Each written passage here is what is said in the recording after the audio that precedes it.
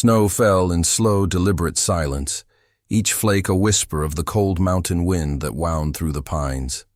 Elias Boone trudged along the narrow ridge with his rifle slung across his back and his old dog, Bristle, padding ahead through the drifts. The sky hung low and gray, the air thin enough to sting his lungs. For weeks he had followed nothing but rumor and memory, an old map drawn by hand, a line of ink promising shelter where the river split beneath the peaks.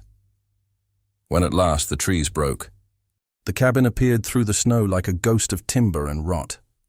The roof sagged beneath years of weather, and the chimney leaned as if the whole thing might exhale and fall apart. Yet to Elias it was enough. He stood for a long time, listening to the hush around it, and said nothing. His breath fogged the air. The world, he thought, was quiet again. He tied his horse to a half-buried post, brushed the frost from the doorframe, and stepped inside. Dust and the scent of old ash met him. The cabin had been left to the wilderness, floorboards warped, tools rusted, a rocking chair still waiting in the corner. Someone had lived here once, maybe died here too. Elias set his pack down and began the slow ritual of rebuilding life. Swept the hearth, split kindling, coaxed a spark into flame.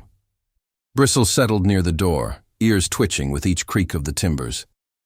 Outside, snow pressed itself against the window pane like a pale hand. When darkness came, it came fast. The mountains swallowed the last of the light, and only the fire remained, a trembling heart in a room of shadows. Elias sat in the rocker, boots steaming by the fire, and watched Bristle's reflection dance on the wall. It should have been peace. Instead, unease crept in, quiet as frost along the sill. He heard it first as a rustle near the door. Bristle's ears shot up. Then came the faintest scrape of nails or claws against the wood. Elias lifted his rifle. The sound vanished, swallowed by the night. He waited. Minutes stretched thin. Then, another sound. Soft, quick, like something, or someone, breathing just beyond the wall. Bristle growled low, a rumble deep in his chest. Elias rose and stepped to the window.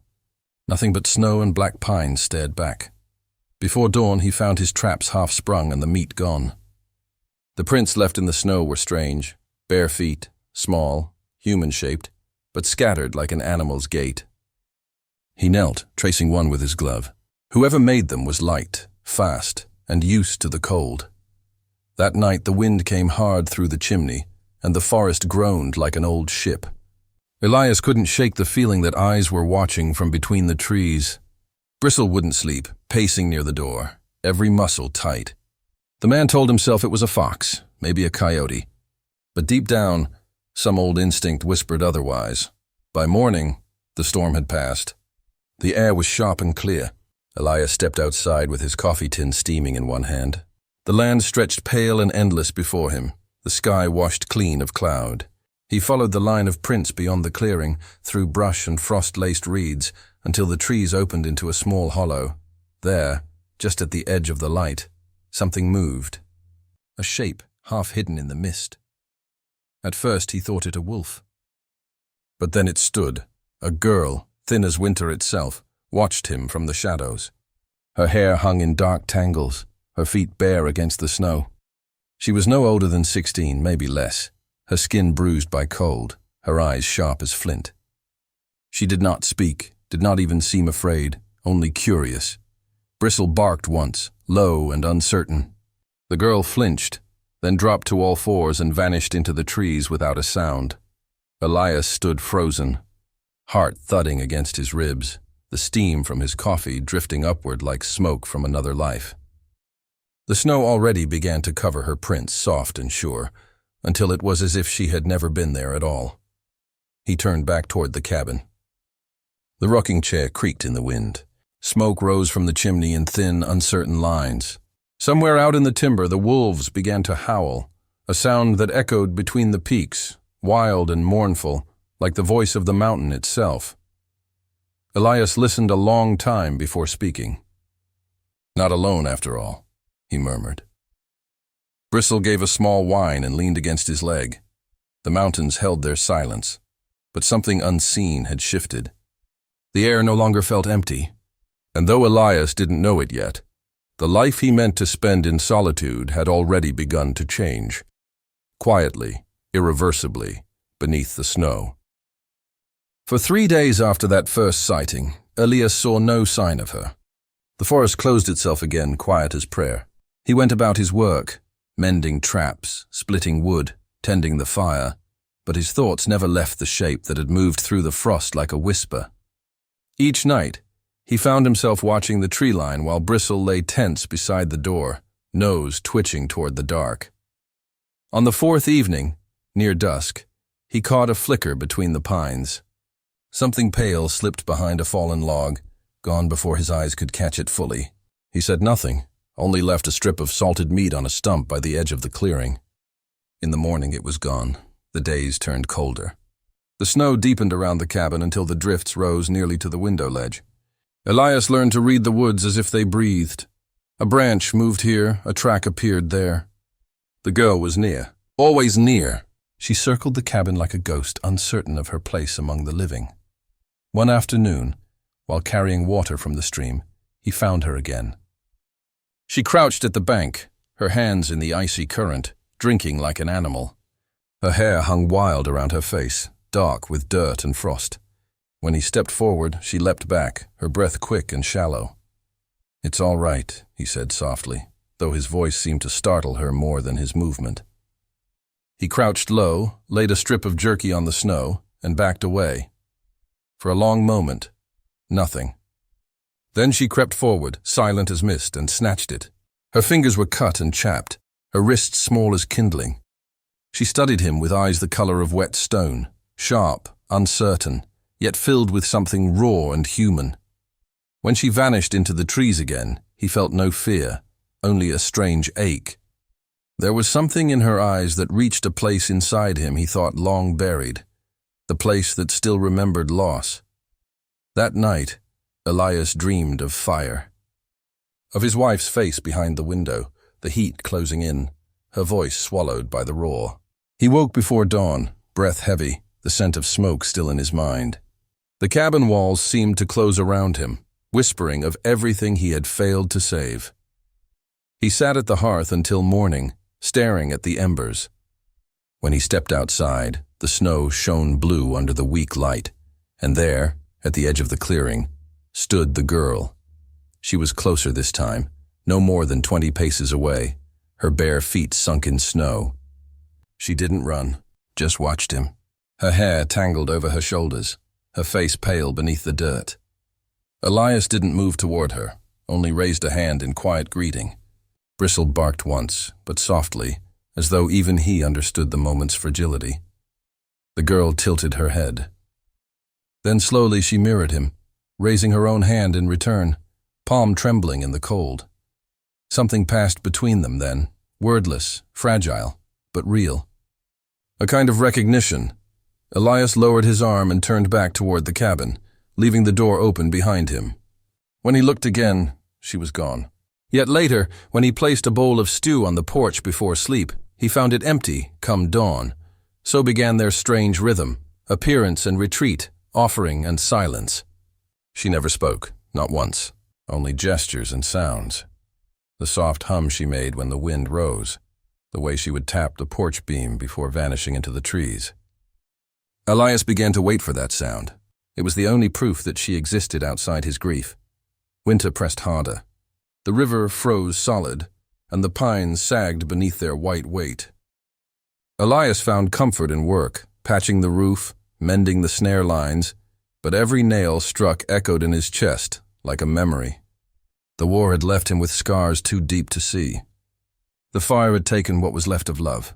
Yet now, a strange stirring had begun again, a faint warmth, like a heartbeat beneath snow. Sometimes he thought of his wife, as he watched the girl's faint tracks vanish into the timber. She had been kind, full of laughter that filled the house like sunlight.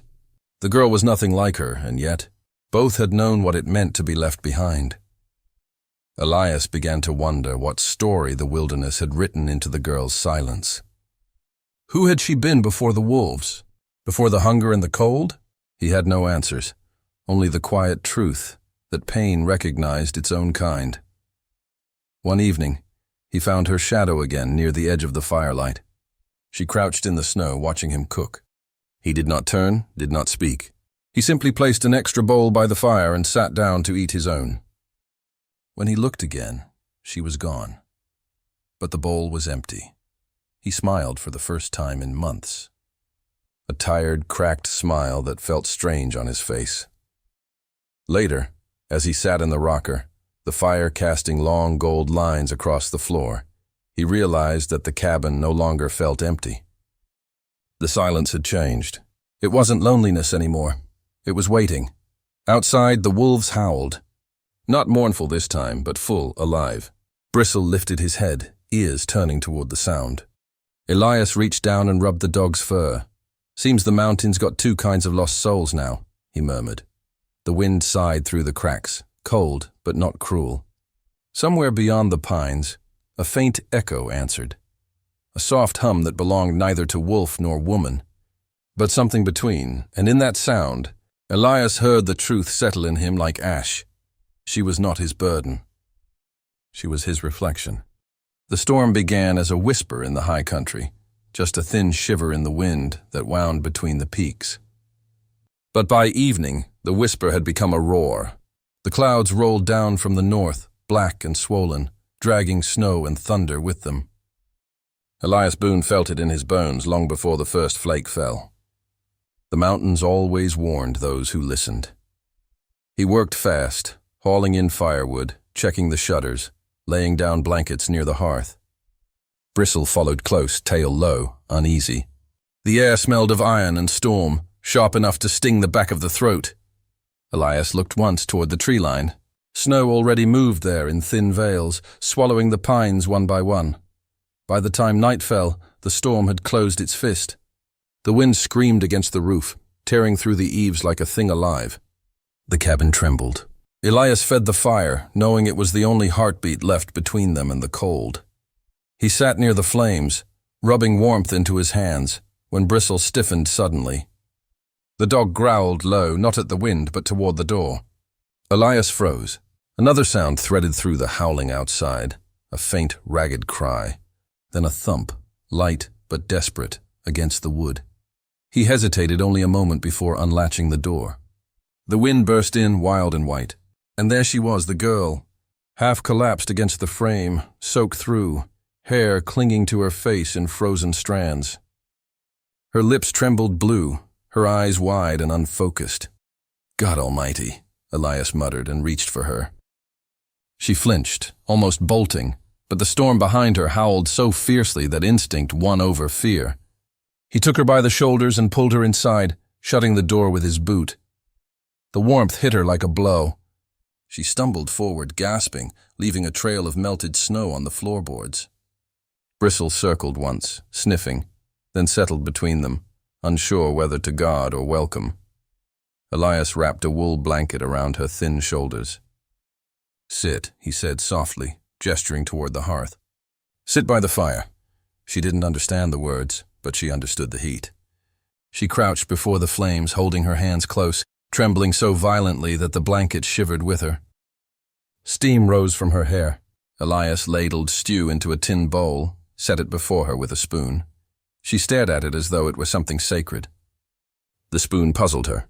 She touched it, turned it, then dipped it clumsily. The stew dripped onto her wrist, and she licked it clean like an animal. Elias didn't correct her. He just watched in silence, a knot tightening in his chest.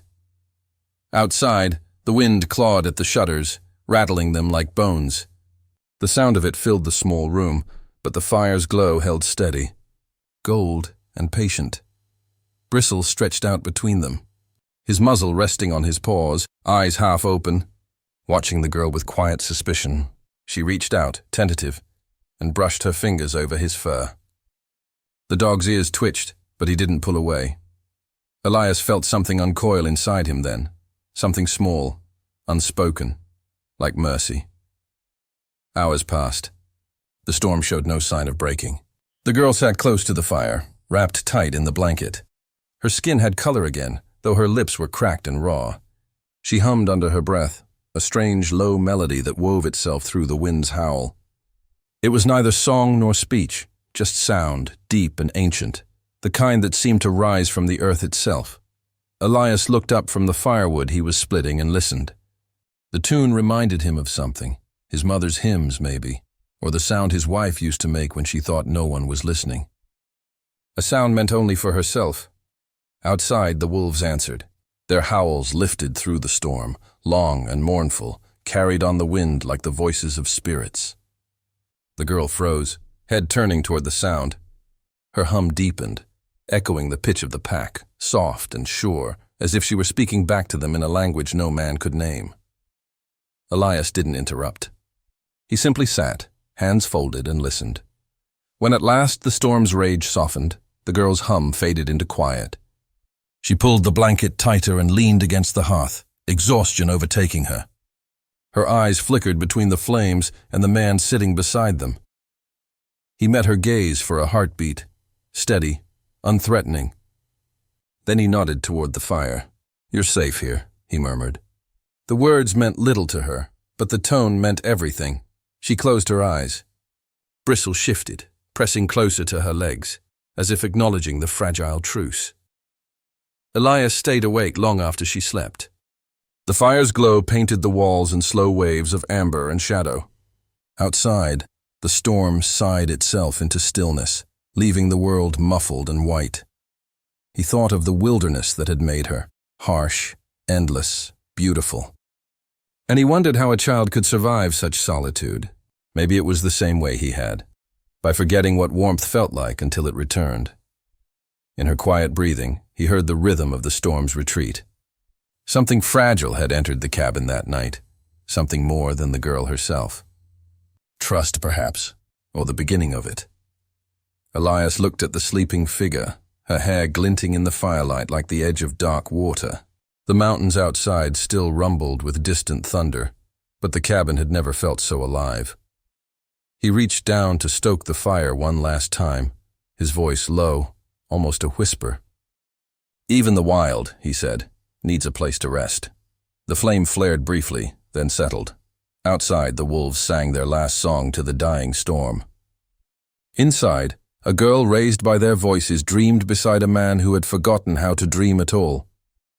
When spring began to thaw the mountains, the snow melted slow and reluctant, as though it feared what waited beneath. Streams cut through the drifts, whispering over stone. The trees wept with meltwater. Smoke from the cabin's chimney rose thin and straight into a sky that was pale and new. Elias Boone stood by the doorway, watching the change with a quiet heaviness. Winter had not beaten him, nor her. The girl, no longer just a stranger now, moved about the cabin like a shadow, learning to hold light. He called her Lark, for the sound she made in the mornings when she watched the world awaken. It wasn't quite singing, not yet, but it was something close. She had begun to mimic him, his gestures, his routines. She fetched water from the stream, though she still feared the metal pail. She sat by the fire and practiced words in halting fragments. Wood, dog, fire, Elias. Each syllable came slow, uncertain, like a fawn finding its legs. When she smiled, shy and fleeting, he felt the ache of something long dormant, an emotion he dared not name, but peace, he knew, was a brittle thing in these mountains. The thaw brought travelers, hunters, trappers, settlers riding down from the valleys to trade furs and chase rumors. They came with talk of missing livestock, of wolf packs too bold, too large, and worse, of a witch child seen near the timberline, a girl who ran with beasts, who cursed men with her song. Elias listened from the corner of the trading post one afternoon, silent as a stone. The words carried a chill through him sharper than the snow melt. He knew how men turned fear into blood. That night, he said nothing to Lark, though she seemed to sense the shift in him. She was more cautious, retreating to the shadows whenever the wind carried unfamiliar scents. Bristle paced more often, ears pricked. When riders passed near the cabin, Elias told her to stay inside. But she did not like to be hidden. The forest had never caged her. Walls still made her restless. She would press her face to the window, eyes wide, breath fogging the glass, as if she feared the outside world would disappear without her watching. "Stay low," he would whisper. And she would nod, though she rarely obeyed. One evening, as the sun fell red behind the ridge, Elias followed her tracks down to the creek. He found her kneeling in the shallows, touching the water as though greeting an old friend. The light played through the branches and set her hair aglow like copper. He almost smiled, until he heard the crack of a branch behind him. A trapper stood on the far bank, rifle resting on his shoulder. His face was hard and wind-chapped, his eyes narrowing at the sight before him. "What in God's name?" the man muttered. "You seen her too, Boone? That's the wild one they've been speaking of." Elias stepped forward, voice low and even. "She's no threat." "Leave her be," the trapper spat into the snow. "She ain't human, Boone. I'll come back with the others. We'll settle it proper." Before Elias could answer, the man turned and vanished through the trees. Lark looked up from the water, confusion flickering in her eyes. She could not understand his words, but she felt his fear. She stepped toward him, and for a moment he saw her not as the wild creature he'd found months ago, but as a girl, half-formed, fragile, trying to belong in a world that had never made room for her. That night, Elias couldn't sleep. The cabin felt too small, too fragile to protect what lived inside it. The fire burned low, throwing long shadows across the floorboards. He sat in the rocker, rifle propped beside him, eyes fixed on the girl curled near the hearth. Lark slept with Bristle's head resting on her lap. Her hand lay gently over the dog's neck, her breathing soft and even. The blanket he had given her months ago was still wrapped around her shoulders. Worn now, but cherished. He studied her face, still wild, still strange, yet peaceful in a way that made the cabin feel like something sacred. In the glow of the dying fire, Elias felt the weight of years pressing against his heart. The war, the loss, the silence. He had come here to bury himself in solitude, to live without witness or purpose. Yet now, in this fragile peace, he found himself guarding something pure, something worth standing for. He thought of the men who would come. Men with fire and fear in their hands. He knew what they'd do to her. He'd seen it before, in other wars, under other names. People destroyed what they didn't understand. Bristle shifted, giving a soft whine. Elias reached down, brushing his fingers through the dog's fur. "We'll keep her safe," he whispered. Outside, the night was full of sound, the drip of thawing ice, the distant call of wolves. Somewhere beyond the ridge, thunder rolled like a slow warning. Lark stirred in her sleep, murmuring something half-formed, the trace of a word he couldn't quite catch. It might have been his name, or maybe just a dream. Elias leaned back in the rocker, the boards creaking beneath him. For the first time in years, his solitude no longer felt like survival. It felt like a choice, and with that choice came a burden heavier than loneliness, the burden of care. He looked once more at the sleeping girl and the faithful dog beside her. Then he reached for his rifle and set it across his knees. "Let them come," he said softly to the fire. "She's under my roof now." The flames flickered as though in answer.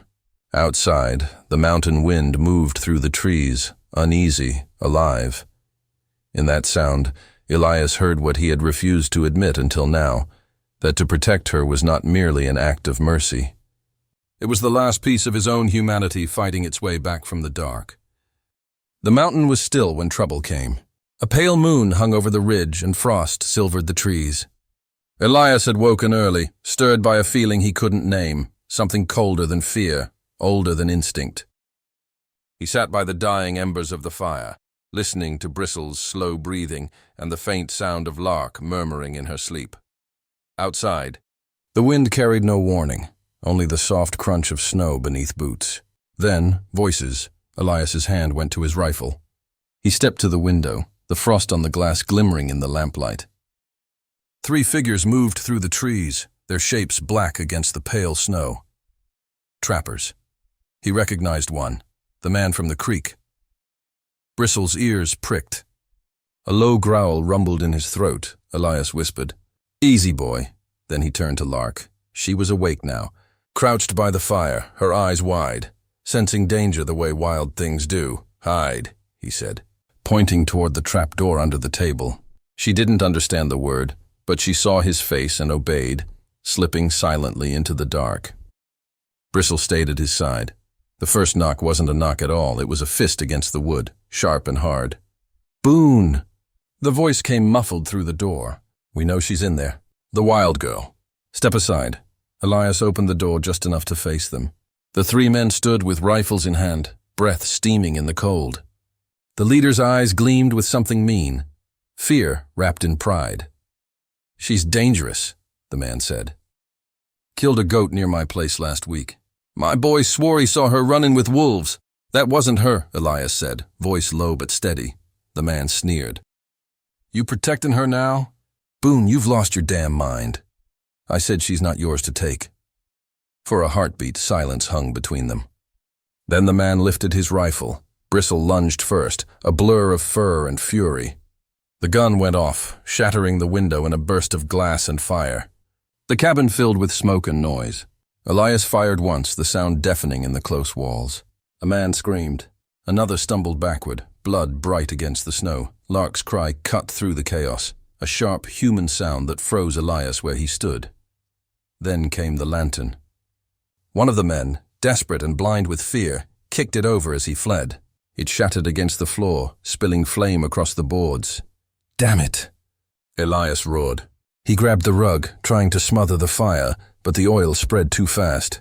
Flames climbed the wall, licking the shelves, devouring the home he had built with his own hands. "Lark!"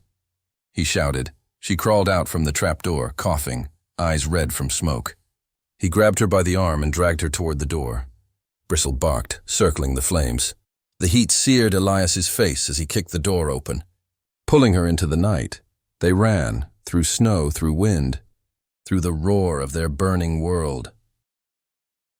By the time they reached the ridge above the creek, the fire had swallowed the cabin whole. The roof caved in with a dull, heavy sound. Sparks lifted into the dark like 1,000 lost souls. They collapsed in the mouth of a cave, both shaking from cold and shock. Elias's lungs burned.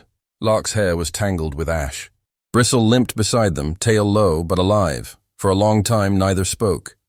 The fire down below crackled and spat, painting the snow in shades of orange and red. Elias stared at the blaze, numb. That cabin had been everything. His retreat, his grave, his confession to a world he'd left behind. Now it was gone, just another story burned into the mountain. Beside him, Lark shivered, her bare hands pressed to her chest. He shrugged off his coat and wrapped it around her shoulders. She looked at him through the flickering light, eyes glassy with something he'd never seen before, tears. Not from fear, not from pain, from understanding. Her fingers trembled as she reached for his hand. He hesitated, then let her take it. Her touch was small, tentative, but sure. For the first time, Elias didn't see a creature the wild had claimed. He saw a girl who had survived it, and maybe so had he. He looked back toward the fire, the reflection dancing in her eyes. "That cabin," he said softly, more to himself than to her. "I built it to keep the world out." She tilted her head, not understanding the words, but listening all the same. He sighed. "Guess I learned you can't live your life hiding from what hurts." Lark made a sound then, low and broken, almost like a word. He couldn't tell what it meant, but the tone was clear. Comfort, not fear. She leaned her head against his shoulder, and he let her. The snow began to fall again, slow and quiet, muting the crackle of the fire below. Bristle lay down at their feet, muzzle resting on his paws, his eyes fixed on the glow in the distance. Elias watched until the flames faded to embers, until the smoke thinned into the sky. He thought of everything the fire had taken, and everything it had left behind, the girl beside him, the dog at his feet, the pulse of life still in his chest. "You can't rebuild the past," he murmured, "but maybe you can protect what's left." Lark looked up at him then, her face streaked with soot and tears, and smiled. A fragile, human thing that broke his heart clean open. For the first time since the war, Elias Boone felt something he'd forgotten the shape of: hope. When dawn broke, the mountain was a cathedral of ash and frost. Smoke still curled from the ruins of the cabin below, thin and ghostly in the pale morning light. The air carried the scent of char and pine sap. the silence heavy as prayer. Elias Boone stood at the ridge above it all, his coat stiff with soot, his hands raw and trembling from the night's fire. Lark sat nearby, wrapped in a wool blanket, her hair tangled and streaked with ash. Bristle lay beside her, his flank rising and falling slow but steady. They had lived through the storm, but survival felt more like confession than victory. Elias watched the horizon, where light crept over the ridges. For a moment, he thought of rebuilding, finding tools, cutting timber, trying again. But the fire had taken more than a roof. It had burned away the illusion that this place could stay hidden forever. The sound of hooves shattered the quiet. He turned. Down the slope came riders, 5 of them, dark shapes against the snow, rifles across their saddles. At their head rode the man who had fled bleeding in the night, his arm bound in a rag, his face pale with anger and shame. Elias felt his jaw tighten. He reached for his rifle and stepped forward, planting himself between the riders and the girl. They stopped a dozen paces away. The wounded man pointed. "There she is," he rasped. "That's the wild thing. She near tore out my throat. She's a girl," Elias said. "A child, near enough. She's an animal," another spat. "We've seen her running with wolves." "She ain't human, Boone, and you're harboring her." "That makes you no better." Elias stood silent for a long time. The wind moved between them, carrying the faint crackle of dying embers from the valley below. Finally, he spoke. "You came here looking for monsters. All I see are folk who've lost too much to know mercy when it's standing in front of them." The men shifted in their saddles, uneasy. "She didn't hurt you," Elias continued. "The mountain did. The hunger, the cold, the way this place takes from a man until he starts looking for someone else to blame." The wounded man's jaw clenched. "You choose her over your own kind?" Elias looked back at Lark. She was watching from behind a pine trunk, her eyes wide but steady, a faint tremor in her hands. "My kind?" he said quietly. "My kind burned their own homes and buried their own dead. My kind forgot how to listen to the wind." He raised his rifle, not in threat, but in warning, a single gesture that said enough. "You want justice?" Elias said. "Then look around. The fire's taken what it wanted. Leave the rest." No one moved. The snow fell softly between them, slow and silent. At last, one of the younger riders lowered his weapon. "Ain't no law up here worth dying for," he muttered. He turned his horse. The others hesitated, then followed one by one. Only the wounded man lingered, his eyes burning with something darker than hate. Hurt pride. "You can't hide her forever," he said. Elias's voice was calm. "I don't aim to. Just long enough to give her a life worth remembering." The man spat into the snow and rode off, the sound of hooves fading into the valley until all that remained was the whisper of wind and the soft whine of Bristle's breath. Elias stood there until they were gone. Then he lowered his rifle and turned back toward the cave. Lark was waiting, still wrapped in the blanket, her face unreadable. She looked at him for a long time, as if searching for the meaning behind the moment. Then slowly she stepped forward and placed a hand over his heart. He covered her hand with his own. "We can't stay," he said softly. She didn't understand the words, but she knew the tone. Her gaze drifted toward the rising sun, where the peaks turned gold and crimson. Elias packed what little they had, his rifle, a few tins, the blanket, a small pouch of coffee. He saddled the old roan horse he'd kept in the lower corral, brushing ash from its mane. Bristle limped beside them, loyal as ever. When Elias lifted Lark onto the saddle, she hesitated, clutching his coat. He smiled faintly. "It's all right. You'll get used to the ride." He mounted behind her, his arm steady around her shoulders. As the horse started down the narrow trail, the snow began to fall again, light as breath, erasing the tracks behind them. The world below opened wide and white, the valley stretching like a page yet to be written. Behind them, smoke curled upward from the ashes of the cabin, rising until it vanished into the morning sky. Neither of them looked back. For a while, they rode in silence. The only sounds were the creak of leather, the horse's hooves crunching through snow, and the soft sigh of wind through the pines. At the ridge, Elias paused and turned his face toward the horizon. The sun was breaking free now, painting the world in gold. He felt Lark lean against him, her breathing slow and steady. He thought of his wife, of the years he had spent chasing ghosts through mountains, trying to atone for things no one remembered but him. He thought of the fire, of the girl beside him, of the strange mercy that had found him when he had stopped looking. "Home," he whispered. "We'll find one." Lark didn't speak, but she looked up at him, her eyes clear and bright as thawing ice. She gave a small nod, and for the first time, a word formed on her lips, soft, broken but human. "Home," she echoed. Elias felt the word settle deep in his chest, heavy and warm. He let the reins loose and urged the horse forward. Together they rode into the light,